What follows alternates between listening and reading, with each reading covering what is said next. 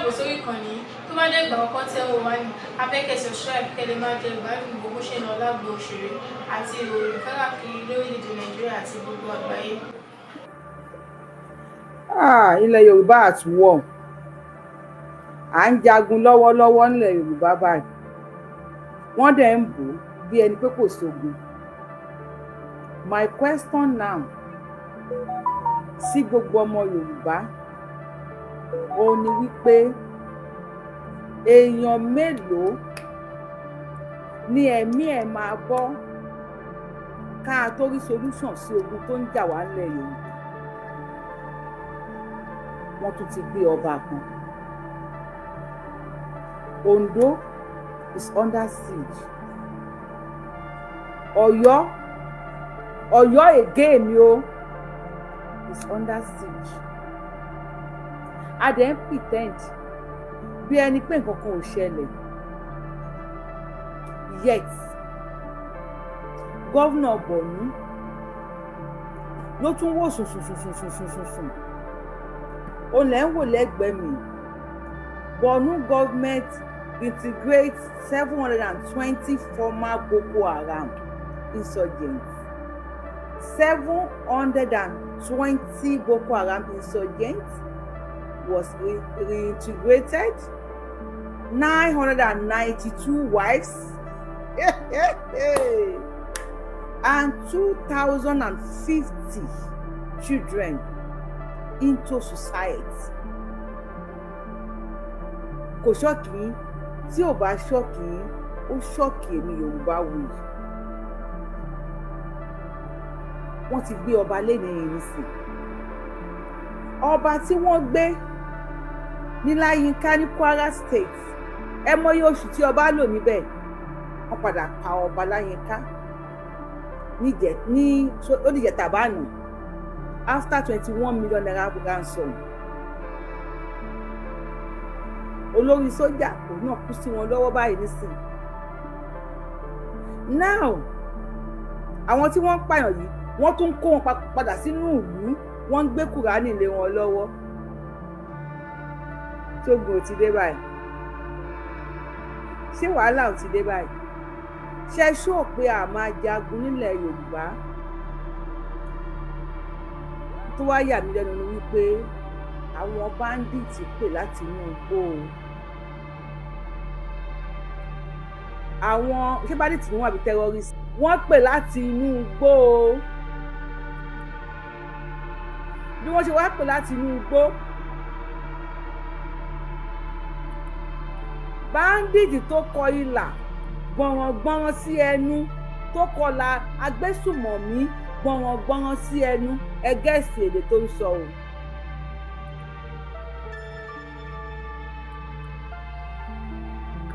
Terrorist tó kọ ilà gbọ̀nràngbọ̀nràn sí ẹnu,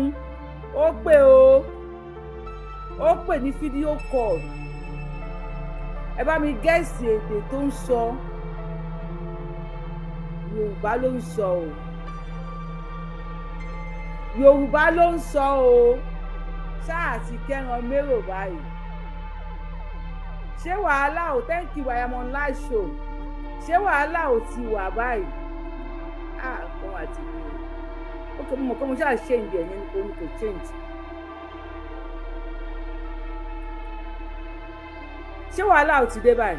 Now àwọn tí wọ́n tú kalẹ̀ yìí nísìn 720 Boko Haram wọ́n ti pààyàn. Ìjọba Nàìjíríà dáríjì wọ́n kó wọn sínú society.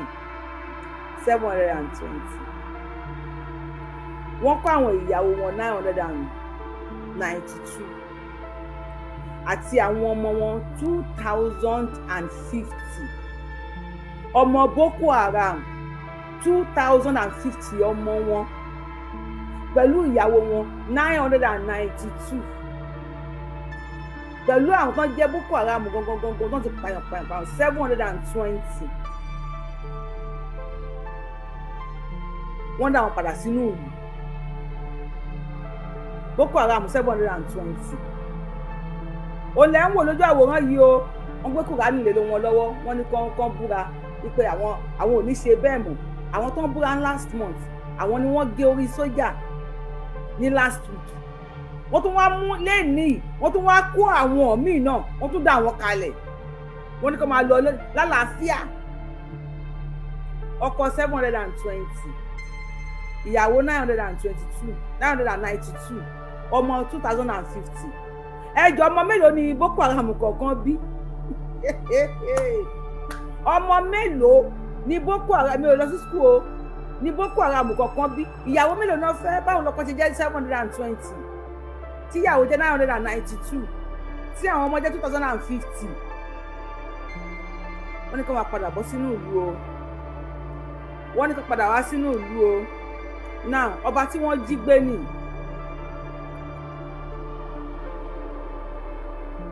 àwọn ilẹ̀ ń wò yẹn kábíyèsí ní Oǹdó ni wọ́n ti jí kábíyèsí gbé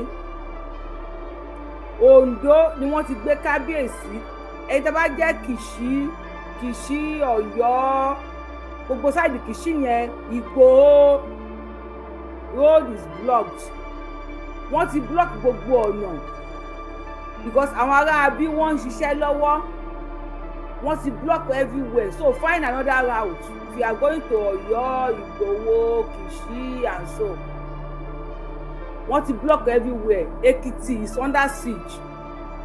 Ondo is under siege. Kábíyèsí tó ń jí gbé nì. Kábíyèsí wa ló dá bí ẹgbára àwọn bàbá wa dẹ̀ máa ń da. Ọmọ Yorùbá máa ń fàìn. A máa ń fàìn nílẹ̀ Yorùbá tọ́jú máa gbà wá kalẹ̀ bá tún ti rú ọba míì lọ́ba láyé ká tán gbé lọ láti oṣù méjì sùn. Òkú ẹ̀ náà padà gbé fún wọn nínú. Wọ́n padà sọ pé ó ti kú níjẹta lẹ́yìn tó ti $1 million ransom.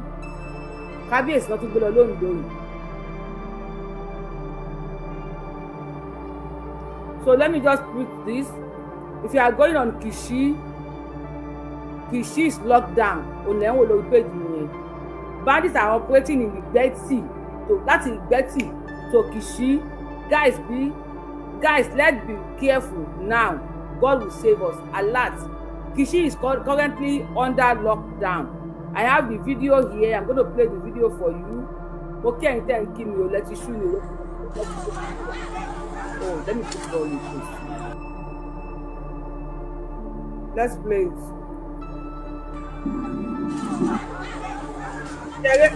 Tẹ̀rí nínú. Yàrá mi rìn gan. Wọ́n ṣẹ̀ṣẹ̀ lọ kó jáde. Farouk jáde.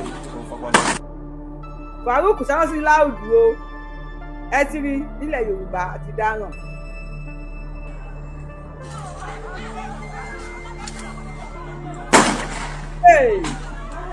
Yàrá mi rìn gan. Wọ́n ṣẹ̀ṣẹ̀ lọ kó jáde. Farouk jáde. Bandits operate ní Ìgbẹ́tì Ṣíkìṣí ẹjọ́ torí tọlọ́run gbogbo owó tó bá ń bóyá láti Kìṣí sí Ìgbẹ́tì ní àbá ti Ìgbẹ́tì sí Kìṣí ẹjọ́ ẹ sọ fáwọn èèyàn yín tó bá ń lọ láti gbogbo ọ̀nà ẹjọ́ kán jọ̀ torí tọlọ́run kán stop travel for now ẹjọ́ nítorí tọlọ́run o àwọn lára àwọn tí wọ́n ṣe lọ́sẹ̀ lélẹ́yìí èèyàn kan ti kú láàrin wọn àwọn yòókù wà lọ́sípítà kọ́lọ́run ṣàánú wa o kọ́lọ́run ṣàánú wa Ọlọ́run. Bàbá ń bàbá ẹni tó ti Mẹ́kà dé ẹni tó ti Mẹ́kà dé náà lọ kí o wọ́n ti pa bàbá ń bàbá o Ìgbẹ́tì sí Kìṣí Ọ̀yọ́ state again Ọlọ́run bá wa aṣọ yìí o bá wa aṣọ́lẹ̀ Yorùbá o Ọlọ́run bá wa aṣọ ilẹ̀ Yorùbá they are operating badly ní Ọ̀yọ́ state lọ́wọ́lọ́wọ́ báyìí. Àwọn bandits operate ní Ìgbẹ́tì Ṣíkìṣí ẹjọ́ torí tọlọ́run gbogbo owó tó bá ń bóyá láti Kìṣí sí Ìgbẹ́tì ní àbá ti Ìgbẹ́tì sí Kìṣí ẹjọ́ ẹ sọ fáwọn èèyàn yín tó bá ń lọ láti gbogbo ọ̀nà ẹjọ́ kán jọ̀ torí tọlọ́run kán stop travel for now ẹjọ́ nítorí tọlọ́run o àwọn lára àwọn tí wọ́n ṣe lọ́sẹ̀ lélẹ́yìí èèyàn kan ti kú láàrin wọn àwọn yòókù wà lọ́sẹ̀. Bàbá ń bàbá ó lọ kẹ́ni tó ti Mẹ́kà dé ní kọ́ ló má jẹ́ àṣìrìn ọlọ́kẹ́ni tó ti Mẹ́kà dé Ọlọ́run má jẹ́ àṣìrìn kí o tí wọ́n bá lọ kẹ́ni tó lọ sí Mẹ́kà ń sìn wọ́n á ní bóyá ó ń bínú orí àbí kí wọ́n máa ń sọ ó ń bínú orí ẹni yẹn ni lọ́mọ yẹ ká ṣe o wọ́n ti pa wọ́n ti gbé àwọn kan wọ inú igbó láti Kìṣí. Now fídíò tí mo fẹ́ play fún yín bandit tó ń sọ Yorùbá. Yayo. Láfíà àjàmọ́. Mungu. Ẹ wo bandit pẹ̀lú ìlà lójú. Ó dẹ̀ gbé cross belt irinṣẹ́ burúkú ó gbé kọ́rùn. Ó dẹ̀ ń pe èèyàn ní fídíò call. Aṣọ Yorùbá fún yín sí àti dáràn o. Ọlọ́mọ jẹ́ ká dáràn o. Láfíà àjàmọ́. Mungu. Aboki. Ẹ káalẹ́ o.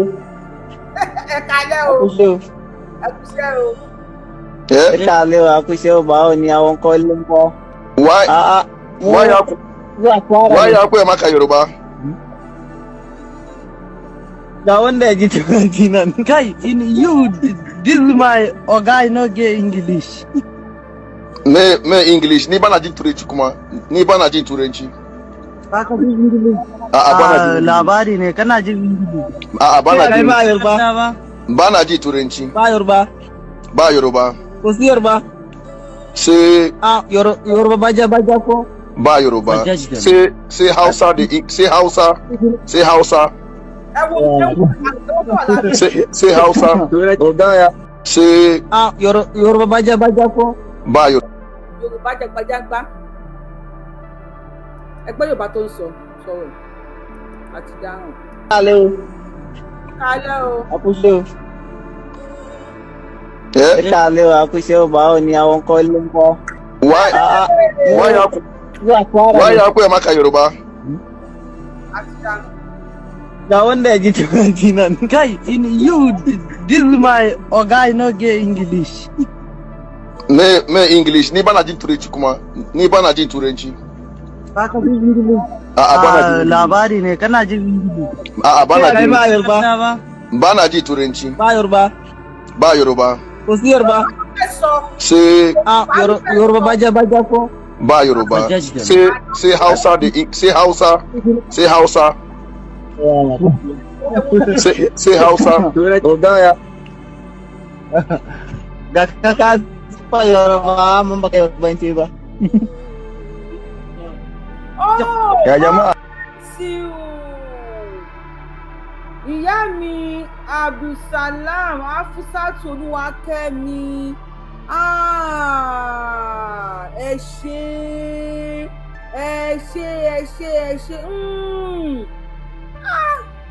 ó dẹ̀ dùn mí mi rántí ẹni tó wá sórí orí TikTok níjẹta yẹn wọ́n ní ma'am, do you remember the VN you play 2 days now pé over 300 ni wọ́n ti wọ Ìgbẹ́tì wọ́n ti bẹ̀rẹ̀ iṣẹ́ nìyẹn. Èmi ti gbàgbé pàtí ẹ̀ play voice note tí wọ́n ní over 300 tí màá kàn sọ lórí TikTok pé mi ò mọ̀ nǹkan tí mò ń sọ irọ́ ni mò ń pa káì.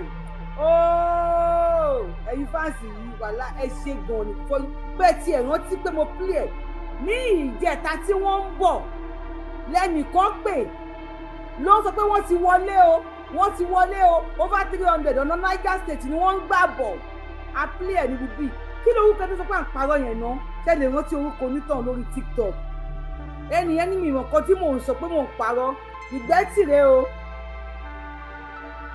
o ní Kìṣí Ìgbẹ́tì is now currently on lockdown ó ní Kìṣí Ìgbẹ́tì is currently on lockdown today. Ìyàwó Afusat mi mọ bínú mi ṣe dùn tó pẹ̀lú nǹkan tẹ́ rán mi létí mi mọ bí inú mi ṣe dùn tó bá ń bọ̀ a máa gbọ́ a máa wá sọ fún yín ẹ máa bú wa tó bá ń bọ̀ a máa gbọ́ a máa wá sọ fún yín ẹ máa bú wa ẹ ráyè wa èmi ò bínú ó ti mọ́ra kọ́lọ́run ṣàánú wa o kọ́lọ́run ṣàánú wa Ọlọ́run kì í sí ìgbẹ́ tí yẹn wá lé dé báyìí. ní ìgbẹ́ tí ṣìkìṣì ìgbẹ́ tí Abúlé ní ṣìkìṣì kẹta. ẹjọ́ torí tọ́lọ́ gbogbo owó tó bá ń bóyá láti kìí sí gbẹ́tì ní àbá ti gbẹ́tì sí kìí ẹjọ́ ẹ sọ fáwọn èèyàn yín tó bá ń lọ láti gbogbo ọ̀nà ẹjọ́ kán jọ̀ torí tọ́lọ́hún kán stop travel for now ẹjọ́ torí tọ́lọ́hún àwọn lára àwọn tí wọ́n ṣe lọ́sẹ̀ lélẹ́yìí èèyàn kan ti kú láàrin wọn àwọn yòókù wà lọ́sítà kọ́lọ́hún ṣàánú wa o kọ́lọ́hún ṣàánú wa àfihàn. máa tẹ̀ ń wò ní ẹsẹ̀kẹsẹ̀ lòun ti kú tiẹ̀ àdé ń sọ níjẹta lórí ètò yìí wọ́n ní rọ́lá ń pa àdán ti wọlé o ibi báyìí náà ń gbàbọ̀ o ibi báyìí náà dé o wọ́n ní rọ́lá wọ́n ní ká gbẹnu sọ̀hún wọ́n láàmú kan tá à ń sọ gbẹnu ẹ sọ̀hún wọ́n máa yóò mọ̀ kan tó ń sọ ni èmi ò kàn tiẹ̀ rántí mọ́ ìwé mi tèmi èmi ti sọ mo ti mẹ́nu kó mi kí ló orúkọ ẹ nìyẹn I just want somebody to remind me tí bá rántí orúkọ ẹ mo lè táàgì ẹ̀ sí kó wá wo ohun tá a sọ ní ìjẹta pé tó padà ṣẹlẹ̀ lónìí ọlọ́run á ṣàánú fún wa ọlọ́run ọba ó máa ṣe àánú fún wa and you know what nǹkan tí mo rò nípa tó ṣẹlẹ̀ má ṣe padà play fúlàní yẹn fún yín ọ̀rọ̀ orí ọmọ àmì tí mo sọ ń jọ o let's bring him up again. wọ́n ṣẹlẹ̀ lénìí ní ìjọba àbílẹ̀ ìtẹ̀síwájú agbègbè kan tí wọ́n ń pè ní kọ̀ọ̀mù wọ́n jí èèyàn kan gbé ní àwọn aráàlú yẹn àwọn ọdẹ wọ́n bá ṣe bí akin wọ́n ṣe dáadáa wọ́n bẹ́ síta wọ́n wọnú igbó lọ wọ́n bẹ̀rẹ̀ sí ní lé àwọn ajínigbé lọ òní ni mò ń sọ òní wọ́n bẹ̀rẹ̀ sí ní lé àwọn ajínigbé yẹn lọ wọ́n bẹ̀rẹ̀ sí ní yìnbọn àwọn yẹn jẹ́ òríjínà Yorùbá ó ní àwọn ọdẹ tí wọ́n wọnú igbó tẹ̀lé àwọn ajínigbé bí wọ́n ṣe ń yìnbọn làwọn náà ń dábọn padà sẹ́ẹ̀sì wàá mọ̀ pé ìbọn tiwọn kò dàbí ìbọn àwọn ajínigbé àṣẹ̀yìnwá àṣẹ̀yìnbọ̀ nígbà tí wọ́n fi dé ọ̀dọ̀ àwọn ajínigbé wọ́n rí ẹni tí wọ́n gbé wọ́n rí wọn jágbà ṣùgbọ́n wọ́n ti rí kán tó débẹ̀ ọ̀tá ti fẹ́ tán lọ́wọ́ wọn wọ́n wá ní kẹ́nìkan padà wá nù wọn kó lọ àti síbi tí nẹ́tíwọ́ọ̀kì wà wọ́n wá pe ìlú pé ọ̀tá ti tán ọ̀tá táwọn kó lọ ti tán o kí wọ́n bá wọn wá àwọn ọmọ kan kí wọ́n gbé ọ̀kadà kan lọ bì kan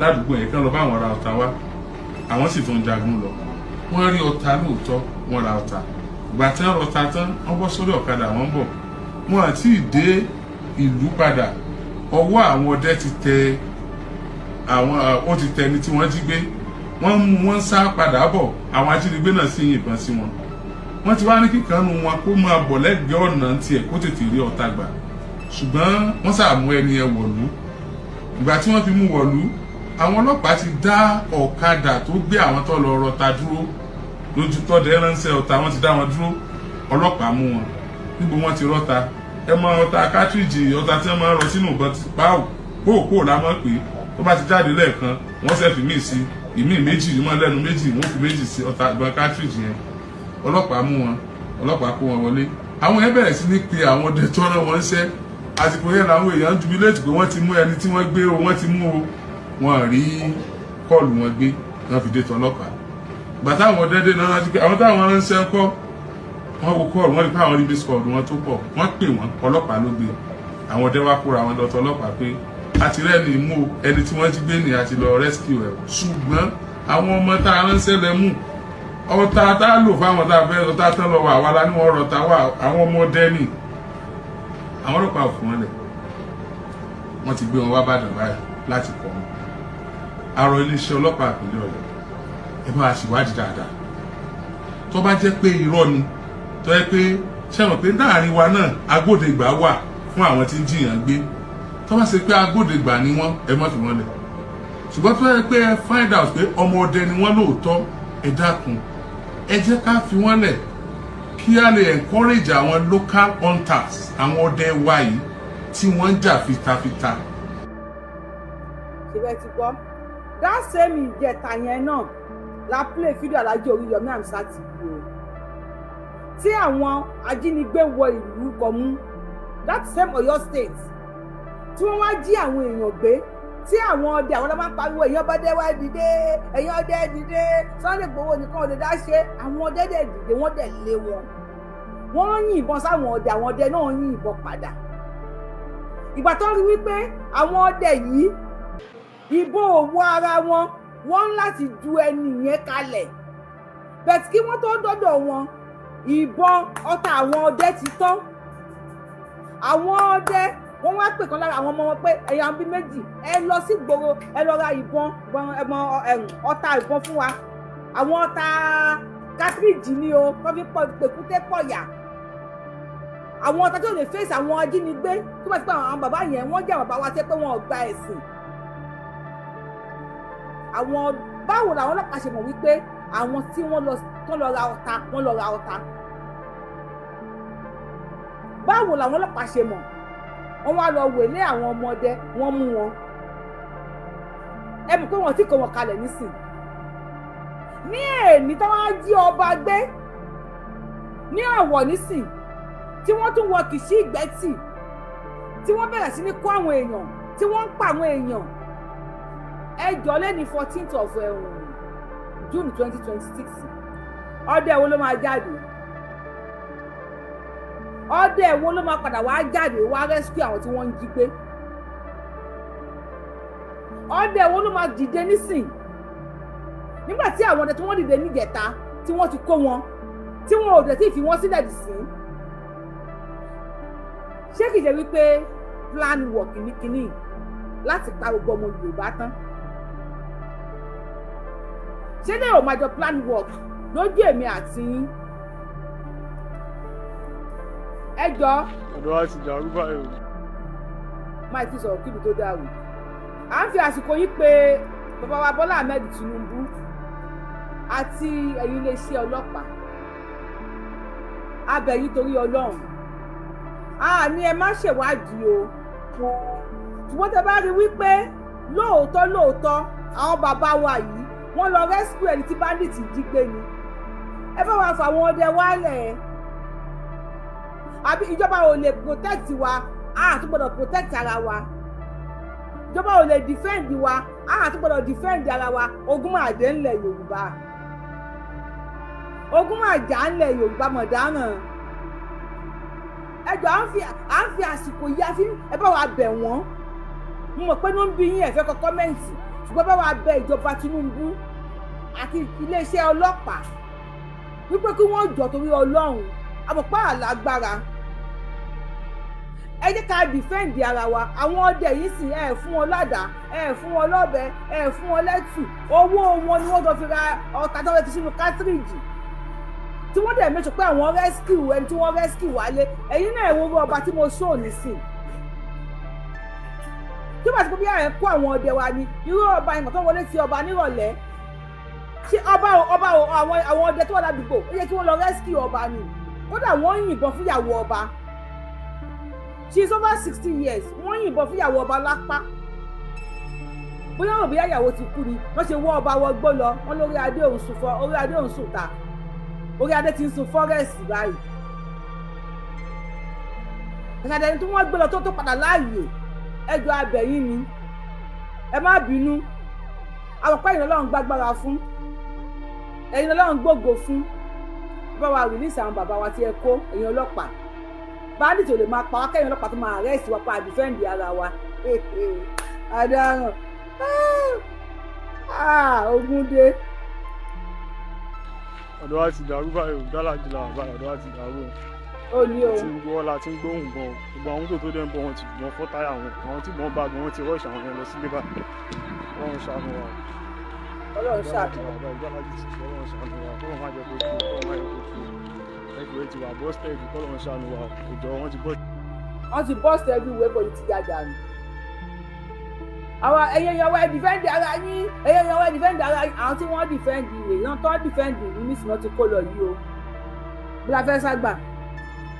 Àwọn tí wọ́n dẹ̀ rescue ẹ̀ tán jí gbé. Wọ́n rescue àwọn ọdẹ yẹn gbà. Wọ́n gba àwọn méjì tán jí gbé. Wọ́n gba àwọn wálé. Ọlọ́pàá ti wá kó àwọn ọmọdé lọ o.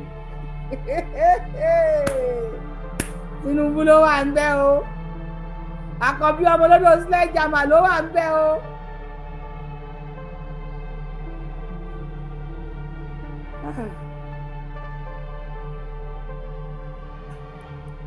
ló wà lọ́dọ̀ àwọn ajínigbé báyìí. ọmọ mẹ́ta àti ìyàwó mi. ọmọ yín àkọ́kọ́ ọdún mélòó? ọdún méjì. ọmọ ọdún méjì. ọmọ yín ẹlẹ́ẹ̀kejì? ọmọ ọdún mẹ́rin. ọmọ yín ẹlẹ́ẹ̀kẹta ọdún mélòó? 8 years and a half. ìyàwó yín náà wà ńbẹ̀ báyìí? bẹ́ẹ̀ni bàbá. láti 46 days lọ́dọ̀ àjínigbé èyí tún kán lẹ́sẹ̀ ẹ̀yin lẹ sọ pé. mo fẹ́ kọ́ bá mi gbọ́ iye ọmọ ọdún àwọn tí wọ́n jí pé wọnú igbó o so kọ́mẹ̀ntì ló máa jẹ́ kí n fi mọ̀ wípé ẹ wà pẹ̀lú mi ẹ bá mi gbọ́ iye ọdún éèjì àwọn tí wọ́n tí àwọn ajínigbé jí gbé for the past 46 days. ilẹ̀ Yorùbá inú ogun la wà o inú ogun gidi la wà. ọmọ yín mélòó ló wà lọ́dọ̀ àwọn ajínigbé báyìí? ọmọ 3 àti ìyàwó mi. ọmọ yín àkọ́kọ́ ọdún mélòó? ọdún méjì. ọmọ ọdún méjì. ọmọ yín ẹlẹ́ẹ̀kejì? ọmọ ọdún mẹ́rin. ọmọ yín ẹlẹ́ẹ̀kẹta ọdún mélòó? 8 years and a half.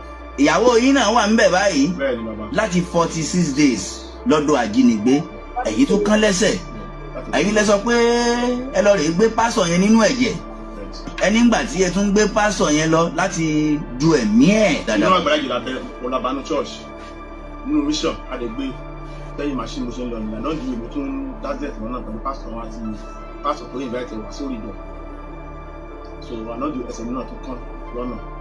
ẹlẹ́yìn dọ́sibítà pé ẹ bẹ́yẹ lọ́sibítà. àbíkí náà hospital iye ní èdè méje àbá dókítọ̀ àpè dókítọ̀ náà wà ní jèrò ìdíje náà báyìí ìyẹn tó náà ó ní jù ní èdè méje kẹ́ bá tọ́jú ẹ̀ ó ní oríjì olóhùn àwọn náà ò lè wá àwọn nọ́ọ̀sì tó wà bẹ́ẹ̀ náà ààrẹ níbọ̀lì létà ni nọ́ọ̀sì kan wá dé ló sá dé gidigidi kí ló ṣẹlẹ̀ ẹ wò lẹ ẹwẹ̀ gẹ́lẹ̀ ẹ wà wọ èèyàn wa bọ́n ṣe rí ẹ bá wa dá sí ọkùnrin yìí ìpínlẹ̀ kan onótọ̀ sí dáadáa nì ó tẹ̀ wá bọ́ ájú pé ẹ ti bíbá ẹ lọ́n wà ó sí bíbá ẹ ṣe bí ìpàtàdé ìlànà àbẹ́ níbọ̀lì ní hospital yìí pa ibẹ̀ sí náà gíìmù yẹn àdánjù làwọn gbé fásitì kúrò mbẹ́ bàbá gbé ó da ìdúdùn private officer tó wà lódùn but ká tó kúrò mbẹ́ pásitì rẹ̀ ti ń gas ká tó kúrò mbẹ́ ẹnu rẹ̀ ti ń fò bàtà gbé dé lódùn ní private hospital yẹn bàtà gbé wọlé but kò tó kan bí 2 minutes nígbà tó gbébọ̀ tó dẹ̀ kú. sáà nígbà tẹ́ ẹ padà dé ṣọ́ọ̀ṣì ẹ wá lẹ́ẹ̀mọ̀ pé ẹ̀yin ni wàhálà gan dé bá. bẹ́ẹ̀ ni sà. ọmọ yín mélòó ló wà lọ́dọ̀ àwọn ajínigbé báyìí? ọmọ 3 àti ìyàwó mi. ọmọ yín àkọ́kọ́ ọdún mélòó? ọdún méjì. ọmọ ọdún méjì. ọmọ yín ẹlẹ́ẹ̀kejì? ọmọ ọdún mẹ́rin. ọmọ yín ẹlẹ́ẹ̀kẹta ọdún mélòó? 8 years and a half. ìyàwó yín náà wà ńbẹ̀ báyìí? bẹ́ẹ̀ ni bàbá. láti 46 days lọ́dọ̀ àjínigbé èyí tún kán lẹ́sẹ̀ ẹ̀yin lẹ tún du ẹ̀mí pásọ̀ tún kú tí wọ́n fìbọn pa nínú ṣọ́ọ̀ṣì. bẹ́ẹ̀ ni. kí lẹ wá fẹ́ báyìí bàbá? ọmọ 3 wà ńbẹ̀ báyìí, ọmọ ọdún 2, ọmọ ọdún 4, ọmọ ọdún 7 pẹ̀lú ìyàwó yín. bẹ́ẹ̀ ni gbogbo ọmọ Nàìjíríà àwọn Christian Association of Nigeria àwọn tó lọ́wọ́ ṣẹ́gun ọ̀la fún lẹ́kìtì tọ́jọ́ ní gbogbo Nàìjíríà kan ṣàánú wa àwọn bàbá Adébóyè bàbá Kúmúyì ẹ jọ̀ọ́ ọ̀rọ̀ Christian ilé kan dá sí wa kan ràn wá lọ́wọ́ àwọn sẹ́nẹ́tọ̀ wa MOB àtàwọn náà tó kù àwọn rẹ̀ gbogbo ọ̀la bẹ̀ báwo lẹ́kìtì abẹ̀ wọn tó bá jẹ́ ìṣẹ̀lá ṣẹ̀ nílùú ẹ̀dá kan dáríjì wá bí àwọn balẹ̀ṣẹ̀ ni o bóyá ìjòyè ni o a lè sọ because ọ̀rọ̀ ó ti rí bákan lára wa àmọ́ bó ṣe rí rárá. wọ́n ní spíkà wa lẹ́kìtì wọ́n ní ẹ̀gbọ́n wọn lólórí àwọn kan lẹ́kìtì honourable speaker sà ẹ káalẹ́ o ṣé dáadáa lẹ́wà honourable speaker ẹ káalẹ́ o wọ́n ní ẹ̀gbọ́n yín lólórí àwọn kan lẹ́kìtì ẹ̀yin náà sì dipò tó dára mú lẹ́kìtì ẹ̀gbọ́n yín náà dipò tó dára mú lẹ́kìtì ẹ bá wa wójútùú sí ọ̀rọ̀ tí ń ṣẹlẹ̀ ní ẹ̀dá oníyọ̀ yìí ọ̀rọ̀ tó ṣẹlẹ̀ lẹ́dá oníyọ̀ yìí bàbá tẹ̀ ń wò yìí wọ́n ní ọmọ wọn 3 ẹ tún sọ bàbá. ọmọ 3 ló wà bẹ́ẹ̀. ọmọ àkọ́kọ́ ọdún mélòó? 2 years. ọdún 2. 4 years. ọmọ 4 years. 8 years and a half. 8 years and a half pẹ̀lú ìyàwó yín. ọmọ mélòó ló kù fún yín báyìí? ó kù ẹyọkan sílé. ẹyọkan ló kù sílé. ẹlẹ́yọkan yẹn gan ló jàjàbọ́ lọ́wọ́ àwọn ají. ọmọ ọdún mélòó lòun? ọmọ 30 years lòun. òun jàjàbọ́ lọ́wọ́ àwọn ajínigbé ni tó túmọ̀ sí pé gbogbo ohun tẹ́ ẹ ní láyé wọn bá kó lọ. ẹ̀yin tẹ́ ẹ tún gbìyànjú láti dóòlà ẹ̀mí pásítọ̀ ẹ tún lásídẹ́ǹtì ẹsẹ̀ ẹ̀yin tún kán.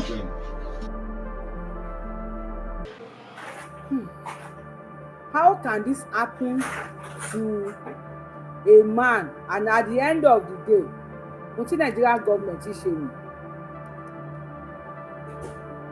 Mo rò bí ẹrí tí mo pèsè sójú kínní. Mo rò bí ẹrí nǹkan tí mo pèsè. After tí wọ́n jíyàn gbé, tí wọ́n pààyàn, tí wọ́n ṣe gbogbo ẹ̀ tán.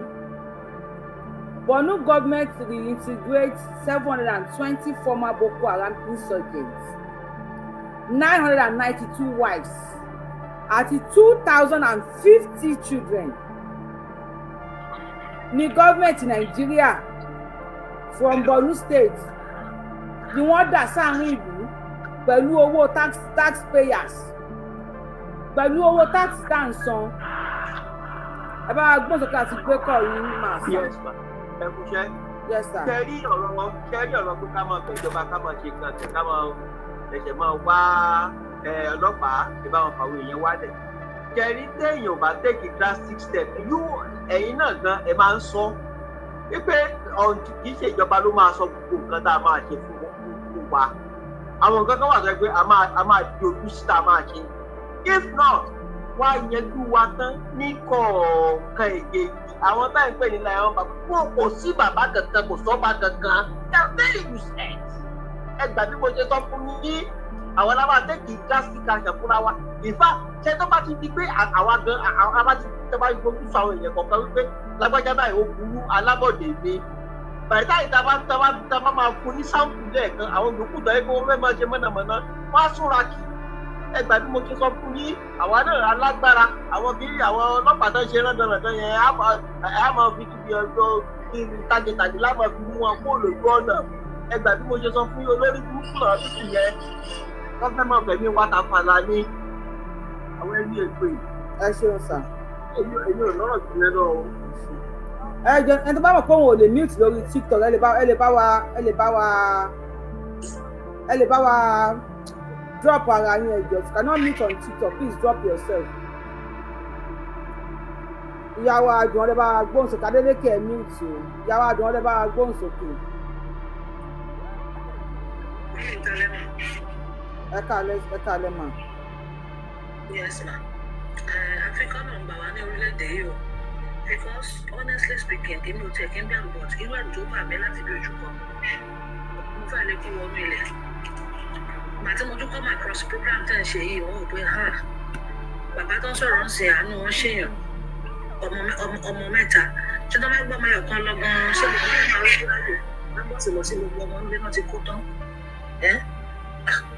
Bí ẹlẹ́yìn ká máa gbàdúrà ká máa bẹ Ọlọ́run torí mi tiẹ̀ mọ̀ kan tó kàn gẹ́gẹ́ bí ọ̀rọ̀ báyìí bẹ́ẹ̀ tí ká má tanra wa ṣé Nàìjíríà ṣé àti gbàdúrà ni àti gbàdúrà ọ̀tà àwọn kọ̀ọ̀kan wà bí alábọ̀dé tí àwọn bàbá wa tó ń sọ̀rọ̀ ọ̀sẹ̀ tó ń sọ àwọn ara wa là ń ṣera wa ìjọba ò fẹ́ràn wa náà fẹ́ràn ara wa so bóyá tó bá ṣe gẹ́gẹ́ bí ọ̀dọ́ kéèyàn protest káwọnú igbó lọ ibi táwọn èèyàn wọ̀ tó bá ní àwọn táwọn bàbá wa lè ṣe fún wa kó ní kálukú dira tábà rí ọgbà wa ká jàjàgbara fún wa. ṣebí ìyàwó ó dàbẹ̀ pé ẹ̀ bá wa bẹ̀rẹ̀ ṣó yìí ṣebí tí àwọn ọdẹ ṣe lọ́yọ̀ọ́ náà nìyẹn wọ́n wọlé wọ́n kó àwọn èèyàn àwọn ọdẹ tẹ̀lé wọn wọ́n yìnbọn sáwọn ọdẹ àwọn ọdẹ náà yìnbọn sí wọn Ọlọ́run ò jẹ́ kí ìbọn wọn ran àwọn ọdẹ náà àwọn ọ̀tá àwọn ọdẹ wá tán wọ́n ní èèyàn ìsáré lọ ra ọ̀tá sí wa àwọn ọdẹ mi sọ pé àwọn gba àwọn tí wọ́n jí kò yẹn náà ọlọ́pàá ti kó àwọn ọdẹ.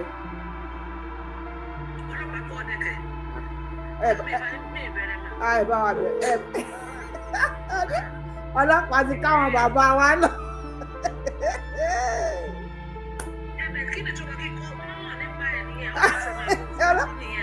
ọlọ́pàá ti káwọn bàbá wa lọ ní ọlọ́pàá Nàìjíríà ẹ dákun tó yọ à ń bẹ̀ yín ẹ dákun ìjọba ò lè protect wa àtún lè protect ara wa ọ̀rọ̀ mọ̀dé ẹ bá wa gbóhùn sókè lórí fóònù ọ̀rọ̀ dé ẹ kí ló dé àsìkò yìí sà. ṣé rí nǹkan tó ṣẹlẹ̀ Nàìjíríà ń ṣe rí ọ̀rọ̀ Nàìjíríà dàbí ọ̀rọ̀ Rwanda ní Rwanda àwọn Tutsis àti Hutus ṣe rí àwọn Tutsis yẹn ní minority di Fúlàní yẹn àwọn náà wà ní sójà náà wà ní gbogbo ẹ̀ ṣe rí ìgbà táwọn one control àwọn majority which is the Hutus nígbà táwọn Hutus wá bínú wọ́n ti ọ̀rọ̀ Tutsis yẹn bí àwọn tó dàbí Fúlàní yẹn solution wà nínú yẹn dọ̀là náà gbọ́ news yẹn ni àwọn tutsis minority ń control majority nígbà táwọn majority hutus tó bínú tó bí Yorùbá ṣe wà yẹn tó bínú tó dìde pẹ̀lú àwọn minority tutsis ní Rwanda kò sẹ́ tó gbọ́ news yẹn náà sẹ́yìn gbọ́ pa tutsis lọ́nà. ẹ máa sọ̀rọ̀ yìí sá ẹ máa sọ̀rọ̀ yìí mi tún ń ṣe nǹkan ẹ máa sọ̀rọ̀ yìí.